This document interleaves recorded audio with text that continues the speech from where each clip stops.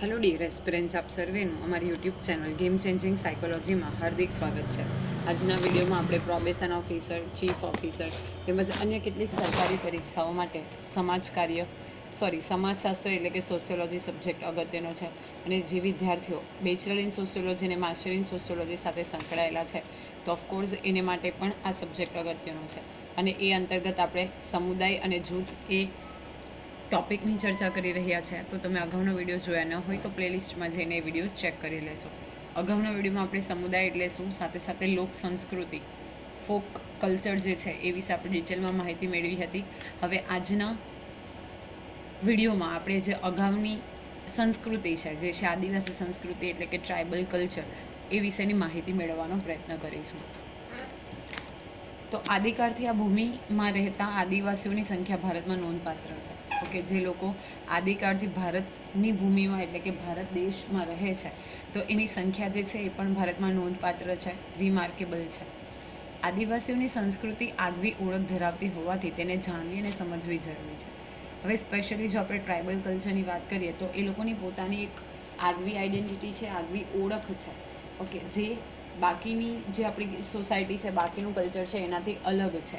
એટલા માટે આ જે સંસ્કૃતિ છે એને જાણવી અને સમજવી એ ખૂબ અગત્યનું છે. આદિવાસી સંસ્કૃતિને સમજવી હોય તો ભારતીય સંસ્કૃતિ સભ્યતાના સંદર્ભમાં જ જોઈ અને સમજી શકાય. તો હવે આપણે આ સંસ્કૃતિને સમજવી છે તો બેઝિકલી આપણે ભારતીય સંસ્કૃતિ અને સભ્યતાના સંદર્ભમાં આપણે એને સમજી શકીએ. આદિવાસી સંસ્કૃતિ શાસ્ત્રીય કે પ્રશિષ્ટ અને લોક સંસ્કૃતિથી અલગ પડે છે. આપણે અગાઉના વિડીયોમાં સ્પેશિયલી શાસ્ત્રીય કે પ્રશિષ્ટ એમાં આપણે જોયું હતું કે ખગોળશાસ્ત્ર છે, ખગોળ વિજ્ઞાન છે, રાજનીતિશાસ્ત્ર છે, યુદ્ધશાસ્ત્ર છે. તો એ અને જે લોક સંસ્કૃતિ છે, મતલબ જે ફોક કલ્ચર છે, એ બંનેથી વિશિષ્ટ છે, બંનેથી અલગ પડે છે. જોકે આદિવાસી સંસ્કૃતિ લોક સંસ્કૃતિના ઘણા તત્વો ધરાવે છે, પરંતુ પ્રશિષ્ટ સંસ્કૃતિ સાથે અપવાદ રૂપે સંબંધ ધરાવે છે. આદિવાસી સંસ્કૃતિમાં પ્રાચીન અને આધુનિક સંસ્કૃતિનો સમન્વય જોવા મળે છે. હવે આ જે પ્રશિષ્ટ સંસ્કૃતિ છે એની સાથે અપવાદ રૂપે સંબંધ ધરાવે છે. પ્લસ આપણે એવું કહીએ કારણ કે આદિવાસી સંસ્કૃતિમાં જે લોક સંસ્કૃતિના ઘણા બધા તત્વો જે છે એ રહેલા છે. અને સાથે સાથે આદિવાસી જે સંસ્કૃતિ છે એમાં પ્રાચીન સંસ્કૃતિ અને આધુનિક સંસ્કૃતિ એ બંનેનો સમન્વય જે છે એ આપણે જોઈ શકીએ છીએ. આદિવાસી સંસ્કૃતિની આગવી ઓળખ વર્ષો સુધી અકબંધ રહી, પરંતુ ખ્રિસ્તી મિશનરીની અસર તેમજ આઝાદી બાદ વિકાસ યોજનાને લીધે વિવિધ લોકોના સંપર્કમાં આવવાને લીધે તેમની વિશિષ્ટ સંસ્કૃતિ જે છે એ લુપ્ત થવાને આવે છે. હવે જ્યારે વર્ષો સુધી એની ઓળખ અકબંધ રહે છે એટલે કે એઝ ઇટ ઇઝ રહે છે, પરંતુ જ્યારે ક્રિશ્ચિયન મિશનરી એટલે કે સ્પેશિયલી જ્યારે આપણે બ્રિટિશર્સની વાત કરીએ તો એની અસર થાય છે. અને સાથે સાથે આઝાદી બાદ આપણે જે વિવિધ પ્લાનિંગને આધારે વિકાસની યોજનાઓ બનાવી, તો એ વિકાસની યોજનાઓને કારણે ઘણા લોકો જે છે એના સંપર્કમાં આવે છે અને એમની જે વિશિષ્ટ સંસ્કૃતિ છે એ ઓલમોસ્ટ એન્ડ થવાને આરે છે, એટલે કે લુપ્ત થવાને આરે છે. હવે આદિવાસી સંસ્કૃતિની વ્યાખ્યા આપતા ભૂપેન્દ્ર બ્રહ્મભટ્ટ કહે છે કે પ્રકૃતિ સાથેનો સીધો સંબંધ અને પર્યાવરણીય સંતુલન જાળવતી જીવન રીતિને મહત્ત્વ આપતી, સામૂહિક ઉત્સવ, ઉજવણી, નાચગાન અને સામૂહિક જીવનનું પ્રભુત્વ ધરાવતી સંસ્કૃતિ એટલે આદિવાસી સંસ્કૃતિ. પ્રકૃતિ સાથે સીધો સંબંધ. ઓકે, સીધો સંબંધ જે છે પ્રકૃતિ સાથે છે, કારણ કે basically they use to live in jungle, okay, forest એરિયામાં. એટલા માટે પર્યાવરણ પણ સંતુલન જળવાઈ રહે છે અને જીવન રીતોને મહત્ત્વ આપવામાં આવે છે. ખાસ કરીને સામૂહિક ઉત્સવ હોય, એની ઉજવણી હોય, નાચ ગાન હોય, સામૂહિક જીવનનું બેઝિકલી આપણે પ્રભુત્વ ધરાવતી, તો આ બધી વસ્તુઓનું પ્રભુત્વ ધરાવતી કોઈ સંસ્કૃતિ હોય તો એ છે આદિવાસી સંસ્કૃતિ. આદિવાસીઓની જીવન રીતો, તેમના રિવાજો અને તેમની સરળ માન્યતામાં આદિવાસી સંસ્કૃતિના દર્શન થાય છે. તો એમની જે જીવન જીવવાની રીત છે, એમના રિવાજો છે, સરળ એમની જે માન્યતાઓ છે, બિલીફ છે, તો એમાં આપણે આદિવાસી સંસ્કૃતિના દર્શન કરી શકીએ છીએ. આદિવાસી સંસ્કૃતિના 4 લક્ષણો છે. અગત્યનું છે, કદમાં એ ખૂબ નાની છે, વિવિધતા આપણે જોઈ શકીએ છીએ, વિશિષ્ટતા છે અને સ્વાવલંબન, પોતાની જાતે જ બધી વસ્તુ મેળવી લે છે, સેલ્ફ રેલિયન્ટ છે. ઓકે, આત્મનિર્ભર, સ્વાવલંબી છે, પોતાની જાત ઉપર જ આધાર રાખે છે. તો આ 4 લક્ષણો અગત્યના છે. કદમાં નાની છે, વિવિધતા આપણે જોઈ શકીએ છીએ, વિશિષ્ટતા છે, પ્લસ સ્વાવલંબન. આ 4 ફેક્ટર જે છે, કેરેક્ટરિસ્ટિક છે, એ બેઝિકલી ટ્રાઇબલ કલ્ચરના છે. હવે આપણે આદિવાસી કલા સંસ્કૃતિ જોઈએ, અગત્યનું છે. તો આદિવાસી જે કામ કરે છે તે સહજ સ્વાભાવિક હોય છે. તેઓ કળાને સૌંદર્ય નિર્માણનું સાધન સમજતા નથી. ઓકે, જે કળા છે, આર્ટ છે, તો એને સૌંદર્ય નિર્માણનું સાધન નથી સમજતા. અને જે કામ કરે છે એ લોકો એ ખૂબ સહજ અને સ્વાભાવિક છે. તેઓ માટે એ જીવનનું અભિન્ન અંગ છે. મતલબ કલા જે છે એ જીવનનું અભિન્ન અંગ છે, કોઈ પ્રકારનું પ્રમોશન નથી. આદિવાસી કલા અંગે વધુ સ્પષ્ટતા કરતાં કહી શકાય કે આદિવાસી સંસ્કૃતિમાં કલાના કેટલાક વિશિષ્ટ લક્ષણો છે.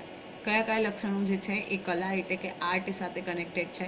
તો આ લક્ષણોમાં માધ્યમ એટલે કે મીડિયમ, સાધનો, ટૂલ્સ, પ્રક્રિયા, પ્રોસેસ, ઉપયોગ, ફંક્શન, શિક્ષણ, લર્નિંગ અને જીવનતત્વ એટલે કે લાઈફ, સાતત્ય એટલે કે કન્ટિન્યુઇટી, સહવાસ એટલે કે ટુગેધરનેસ અને વિજ્ઞાન એટલે કે સાયન્સનો સમાવેશ થાય છે.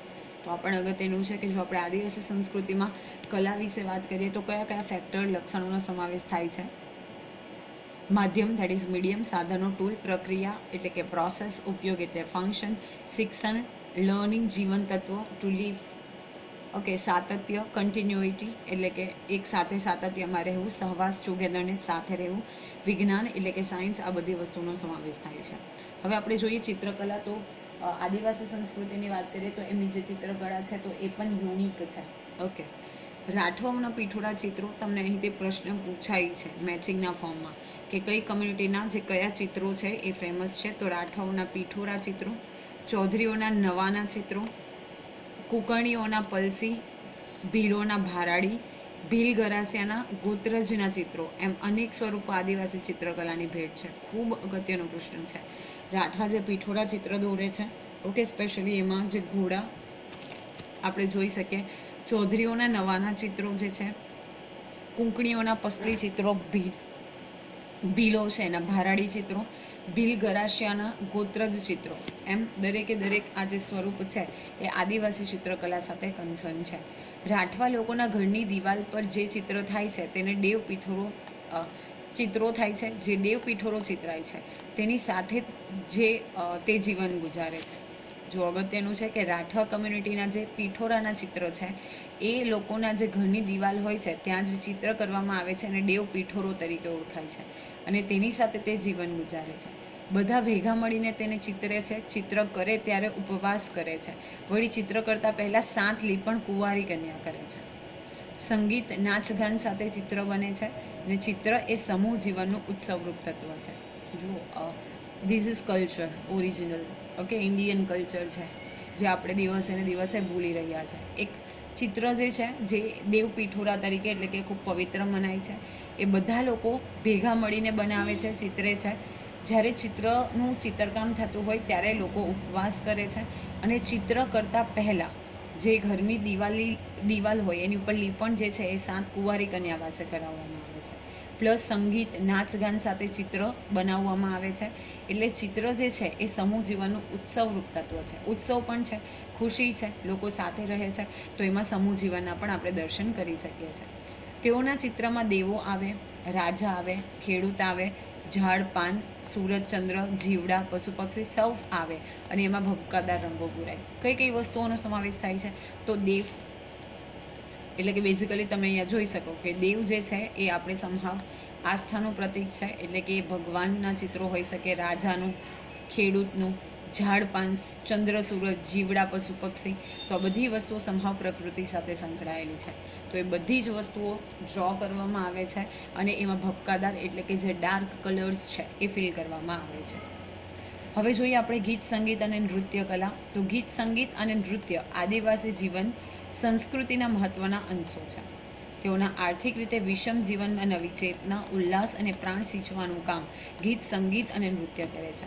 ઓકે, તો એમની સંસ્કૃતિ છે એના મહત્ત્વના અંશ છે ગીત, સંગીત અને નૃત્ય કલા.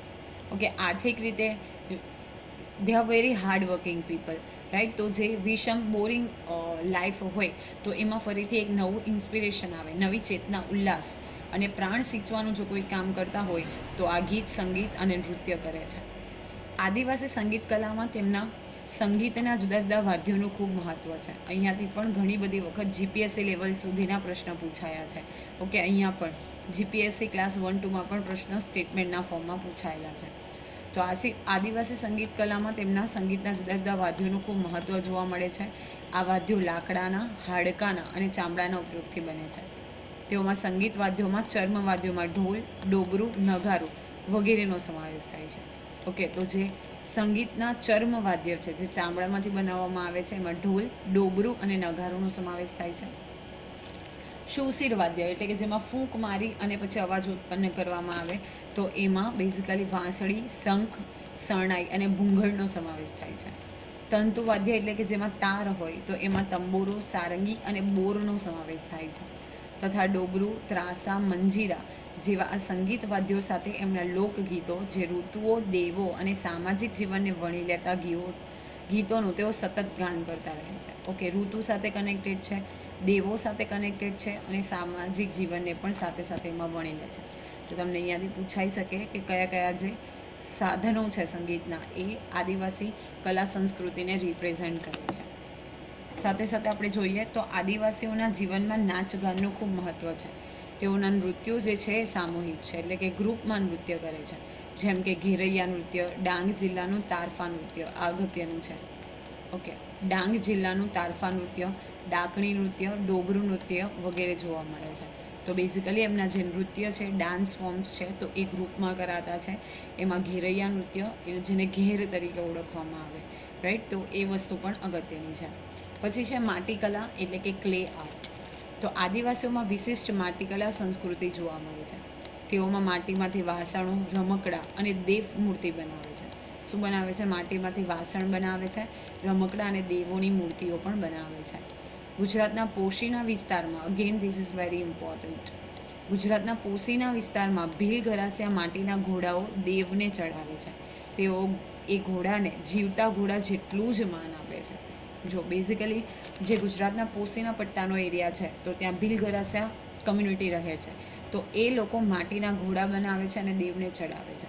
તો જેટલું મહત્ત્વ આપણે એક જીવતા ઘોડાને આપીએ, એટલું જ મહત્ત્વ તેઓ આ ઘોડાને પણ આપે છે. ગુજરાતમાં આદિવાસી જાતિ પૈકી ચૌધરી, ગામિત, ઘોડિયા, ભીલ, રાઠવા સૌ માટીના ઘોડા, હાથી, વાઘ, ગાય, બળદ, પુરુષ, સ્ત્રી વગેરેની મૂર્તિ બનાવે છે અને તે મૂર્તિઓ દેવને ચડાવે છે. જો જે ગુજરાતમાં જોવા મળતી આદિવાસી કમ્યુનિટી છે એ પૈકીના ચૌધરી, ગામિત, ઘોડિયા, ભીલ, રાઠવા આ બધી જ કમ્યુનિટી માટીના ઘોડા, હાથી, વાઘ, ગાય, બળદ, પુરુષ, સ્ત્રી વગેરેની મૂર્તિ બનાવે છે અને જે તેમના આરાધ્ય દેવ છે તો એને ચડાવે છે. આ સૌ પ્રકૃતિના અંશ છે તેવા ભાવ અને વિચાર આદિવાસી સંસ્કૃતિમાં હંમેશા મહત્ત્વ ધરાવે છે. તો દરેકે દરેક વસ્તુઓ જે છે એ પ્રકૃતિનો જ એક અભિન્ન અંગ છે, અભિન્ન અંશ છે. તો એવી એમનામાં એક બિલીફ છે, એવો એમનો ભાવ છે. હવે આપણે જોઈએ ભારતીય સમુદાય વિશે. તો ભારતીય સમાજ બહુમુખી સમાજ તરીકે સામાજિક સાંસ્કૃતિક વિવિધતા ધરાવે છે. તેમાં અનેક જુદા જુદા સમુદાયો જેવા કે ધાર્મિક સમુદાય, ગ્રામીણ અને શહેરી સમુદાય, આદિવાસી સમુદાયો જોવા મળે છે. ઓકે, તો અલગ અલગ ધાર્મિક, ગ્રામીણ અને શહેરી સમુદાય અને આદિવાસી સમુદાયો જોવા મળે છે. હવે સમુદાયનો અર્થ જોઈએ તો સમુદાય એટલે નિશ્ચિત ભૌગોલિક પ્રદેશમાં વસવાટ કરતા, સમાન સંસ્કૃતિ અને અમેપણાની એટલે કે અમે સૌ એક છીએ એવી સામૂહિક ભાવના ધરાવતા, પારસ્પરિક સંબંધ ધરાવતા માનવ સમૂહને સમુદાય કહે છે. સમુદાય એટલે શું? તો નિશ્ચિત ભૌગોલિક પ્રદેશમાં વસવાટ કરતા, સમાન સંસ્કૃતિ, માનો કે કોઈ XYZ નામનો પ્રદેશ છે તો ત્યાં જે લોકો વસે છે એની સંસ્કૃતિ સમાન છે. ત્યાં લોકો જે વસે છે એ એકબીજા સાથે ટુગેધરનેસ, બ્રધરહુડની ફિલિંગથી રહે છે અને એકબીજા સાથે પારસ્પરિક સંબંધ ધરાવે છે. તો આ જે માનવ સમૂહ છે એને આપણે સમુદાય તરીકે ઓળખીએ છીએ, કમ્યુનિટી કહીએ છીએ. હવે જોઈએ સમુદાયના પ્રકારો. તો સૌપ્રથમ જોઈએ આપણે ધાર્મિક સમુદાય. તો એના વિશેની ઓલરેડી આંકડાકીય માહિતી આપણે મેળવી હતી અગાઉના જે વિડીયો જોયા એમાં, કે હિન્દુ, ક્રિશ્ચન, લાઈક ધેટ.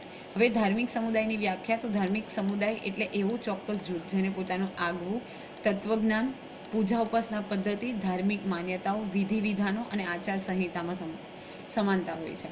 શું છે? એક એવું ચોક્કસ જૂથ કે એને પોતાનું આગવું તત્વજ્ઞાન, એના ધર્મને રિલેટેડ, પૂજા ઉપાસના પદ્ધતિ સેમ હોય, ધાર્મિક માન્યતાઓ સરખી હોય અને વિધિ વિધાનો અને આચાર સંહિતા સેમ હોય. ફોર એક્ઝામ્પલ હિન્દુ રિલિજન છે તો એમાં બધી બિલીફ સરખી હોય. ઓકે, અપાર્ટ ફ્રોમ દેટ બીજું કોઈક રિલિજન છે તો એની પોતાની સમાનતા હોય, તો એને આપણે ધાર્મિક સમુદાય તરીકે ઓળખીએ છીએ. આપણો દેશ એ બહુધર્મી છે. આપણે અગાઉ પણ જોયું હતું કે આપણો દેશ જે છે બિન સાંપ્રદાયિક છે સેક્યુલર કન્ટ્રી છે. તેમાં જુદા જુદા ધાર્મિક સમુદાયમાં જોઈએ તો હિન્દુ, ઇસ્લામ, ખ્રિસ્તી, શીખ, બૌદ્ધ, જૈન, પારસી અને યહૂદી ધર્મનો સમાવેશ થાય છે. ભારતમાં દરેક ગામ કે શહેરમાં મંદિર, મસ્જિદ, ગિરિજાઘર એટલે કે ચર્ચ, ગુરુદ્વારા કે અગિયારી જેવા સ્થળો ધર્મના પ્રતીક સ્વરૂપે જોવા મળે છે. ઓકે, તો ઘણા બધા અલગ અલગ ધાર્મિક સમુદાય આપણે ત્યાં રહે છે અને એટલા માટે અલગ અલગ શહેરોમાં અથવા તો ગામોમાં તેમના ધર્મના પ્રતીક સ્વરૂપના જે મંદિર છે, મસ્જિદ છે, ચર્ચ છે, ગુરુદ્વારા છે, અગિયારી છે, દેરાસર છે, એ બધી જ વસ્તુઓ આપણે જોઈ શકીએ છીએ. Again this is important. ભારતના બંધારણની કલમ 25 અને એની પેટા કલમ 1 એમાં દરેક વ્યક્તિને પોતાનો ધર્મ સ્વતંત્ર રીતે સ્વીકારવા, વ્યવહારમાં લાવવા તેમજ તેનો પ્રચાર પ્રસાર કરવાનો અધિકાર મળેલો છે.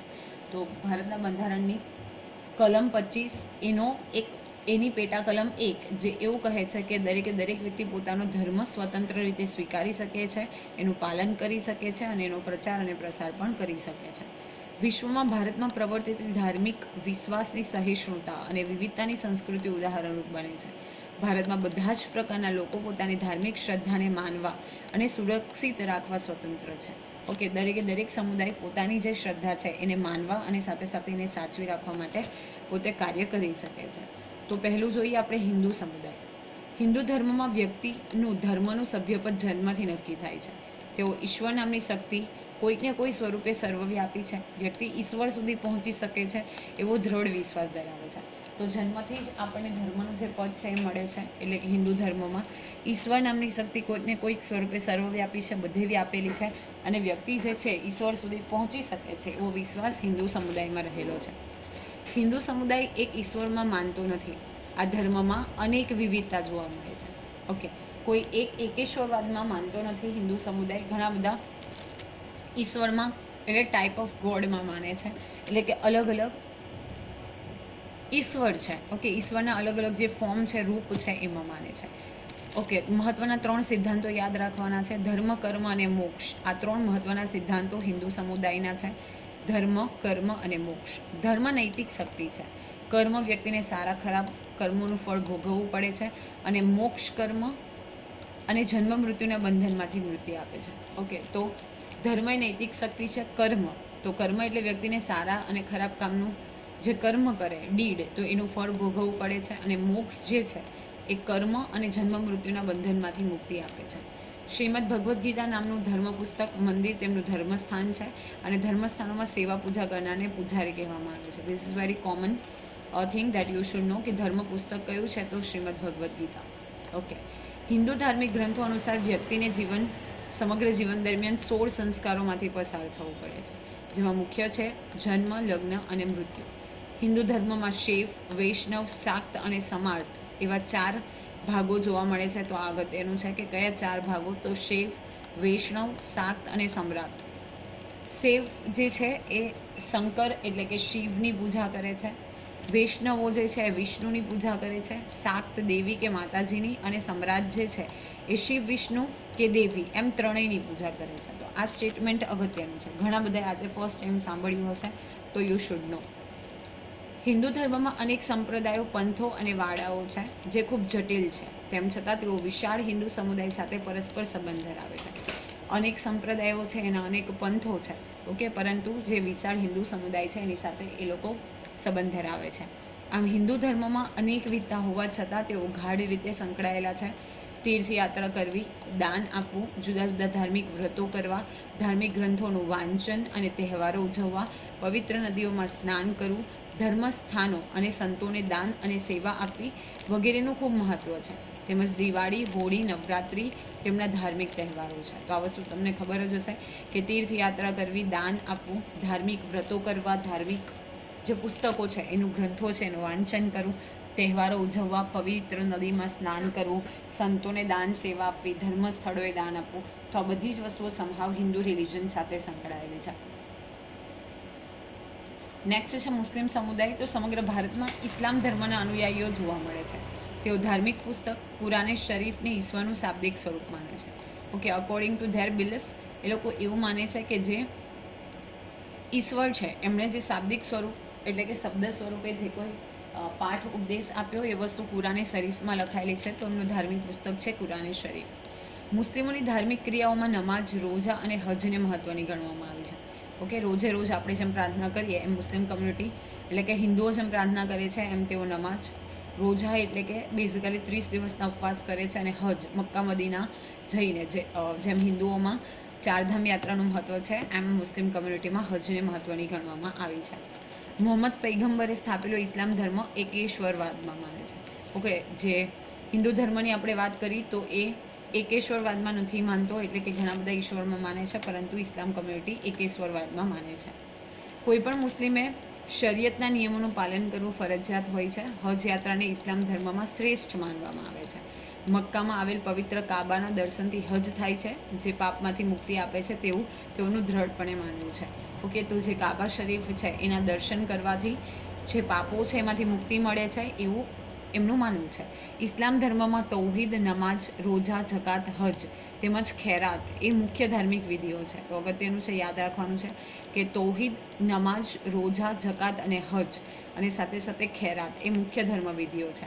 5 વખતની નમાઝ કરવી જરૂરી મનાય છે. એક દિવસમાં જે 5 ટાઈમે અલગ અલગ થતી નમાઝ છે તો એ નમાઝને પરફોર્મ કરવી અગત્યનું મનાય છે. આવકનો અમુક હિસ્સો ખેરાત સ્વરૂપે આપવો ફરજિયાત હોય છે. ઓકે, જે આવક થતી હોય એનો અમુક ટકા જે હિસ્સો નક્કી કરેલો છે તો એને દાન સ્વરૂપે આપવો એટલે કે ખેરાત રૂપે આપવો અગત્યનું છે. ઇસ્લામમાં હિજરી પંચાંગ મુજબ વિવિધ બાબતો, લગ્ન અને ઉત્સવોની ઉજવણી થાય છે. મોહરમથી મુસ્લિમોનું નવું વર્ષ શરૂ થાય છે. ઓકે, મોહરમથી મુસ્લિમો જે છે એનું નવું વર્ષ શરૂ થાય છે. ઇસ્લામમાં રમઝાન એ પવિત્ર ગણાતો મહિનો છે, જેમાં સ્ત્રી પુરુષો આત્મકલ્યાણ શુદ્ધિ માટે ઉપવાસ કરે છે, દેટ ઇઝ રોજા. જેમાં ચંદ્ર દર્શનને મહત્ત્વ આપવામાં આવે છે. તેઓના ધાર્મિક સ્થાનને મસ્જિદ કહે છે, જ્યાં તેઓ સામૂહિક નમાઝ અદા કરે છે. ઇસ્લામના અનુયાયીઓ મૃત્યુ બાદ દફન વિધિ કરવામાં આવે છે. ઓકે, ચંદ્ર દર્શન એટલે કે ચંદ્ર બીજને તેઓ માને છે કે ચંદ્ર એટલે કે બીજ જેવો ચાંદ જેવો આકાર દેખાય પછી એ લોકો બીજની જે છે એટલે કે આપણે એવું કહી શકીએ ઈદની ઉજવણી કરે છે, અને એ દિવસે એ લોકો સામૂહિક નમાઝ અદા કરે છે. ઓકે, અને એના જે ઇસ્લામના અનુયાયીઓ છે એના મૃત્યુ પછી દફન વિધિ કરવામાં આવે છે. મુસ્લિમો શિયા અને સુન્ની એમ 2 વિભાગોમાં વિભાજિત છે. શિયા કરતાં સુન્ની મુસ્લિમોની સંખ્યા ભારતમાં વધુ છે. તેમના ધર્મગુરુને ઇમામ કહે છે. તો આપણે યાદ રાખવાનું છે કે મુસ્લિમોના ધર્મગુરુને ઇમામ તરીકે ઓળખવામાં આવે છે. રમઝાન, ઈદ, મોહરમ તેમના ધાર્મિક ઉત્સવો છે. હવે જોઈએ ખ્રિસ્તી સમુદાય, તો ભારતમાં હિન્દુ મુસ્લિમ ધર્મની વસ્તી કરતાં ખ્રિસ્તીઓની વસ્તી ખૂબ ઓછી 2.30% જેટલી છે. ભારતમાં તેઓ ગોવા, મહારાષ્ટ્ર, અરુણાચલ પ્રદેશ, કેરળ અને તમિલનાડુમાં મોટે ભાગે રહેલા છે. ભારતીય ખ્રિસ્તીઓ મુખ્યત્વે રોમન કેથોલિક અને પ્રોટેસ્ટન્ટ એમ અન્ય સાંપ્રદાયિક ચર્ચમાં વિભાજિત થયેલા છે. તો મુખ્યત્વે 2 ભાગ, રોમન કેથોલિક અને પ્રોટેસ્ટન્ટ એ જે છે એ 2 ભાગના બેઝિકલી ચર્ચમાં વિભાજિત થયેલા છે. બાઇબલ તેમનું ધર્મ પુસ્તક છે. I hope everybody knows. ખ્રિસ્તી ધર્મમાં ઈસુ ખ્રિસ્તને ઈશ્વરના પૈગંબર માનવામાં આવે છે, એટલે એવું માનવામાં આવે છે કે ઈશ્વરના મસીહા છે ઈસુ ખ્રિસ્તને, અને તેમના ધર્મસ્થાને ચર્ચ કહે છે. આઈ થિંક આ પણ તમને ખબર હશે.